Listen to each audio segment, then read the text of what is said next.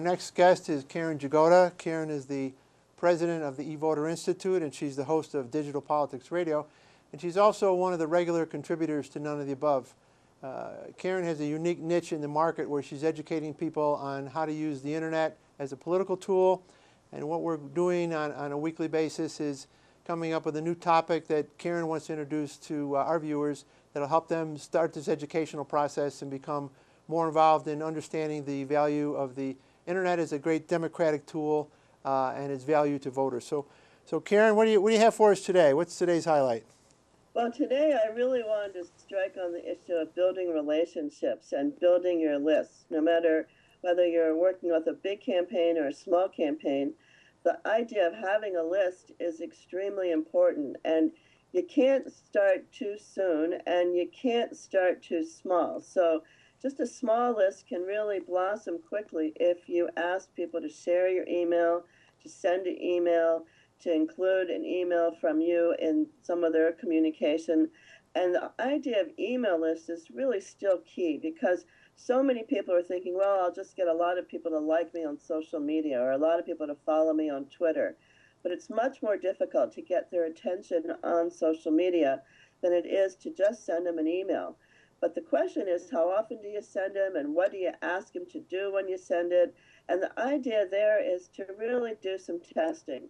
Look for different kinds of titles and test out different kinds of messages, whether they're short messages, long messages, asking people to show up at an event or to come and have some discussions with the candidate. But the idea of reaching out and building the relationships is key right from the earliest days. And so many people think they can just turn this on at a very sort of appropriate time when they need money. But you can't build trust that way, and you can't really build a solid list that way.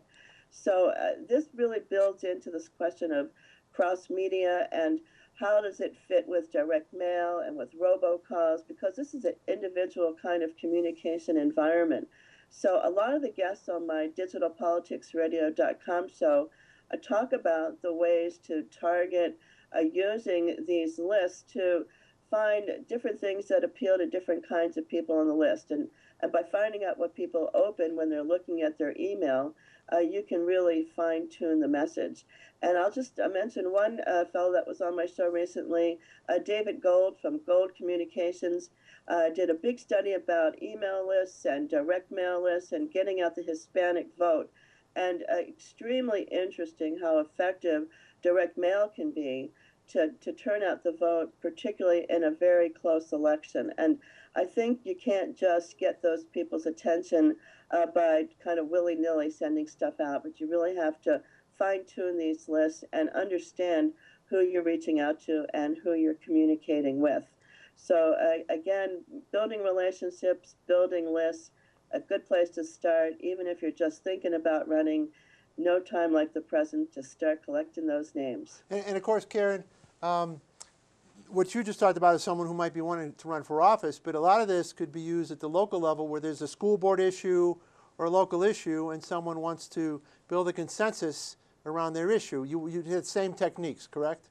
Absolutely. This is all about finding your friends and family and people who are interested in supporting your efforts. So you don't want to overburden them, you don't want to pester them, but you want to have quality names on your list of people you can really reach out to and get them to turn out at a school board meeting or to sign a petition or to send money to support a candidate in a local district race that a particular person on the school board thinks is really important in a local office.